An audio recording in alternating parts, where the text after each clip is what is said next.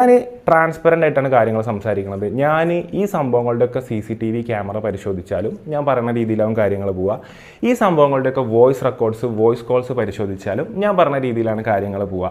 ഇതിൽ ഇടപെട്ടിട്ട ആൾക്കാരുടെ ലിസ്റ്റ് എടുത്താലും ഞാൻ എന്താണോ ഈ വീഡിയോയിൽ പറഞ്ഞത്, ഇത്ര ആൾക്കാരാണ് ഇതിൽ ഇടപെട്ടത്, അതുപോലെ തന്നെയാണ് ഈ കാര്യങ്ങൾ പോവുക എന്ന വ്യക്തമായ ബോധം, അതായത് ട്രാൻസ്പെറൻറ്റ്, വ്യക്തത ഉള്ളത് കൊണ്ടാണ് സത്യമായിട്ട് സംസാരിക്കാൻ വേണ്ടിയിട്ട് ഞാനിന്ന് വന്നിട്ടുള്ളത്.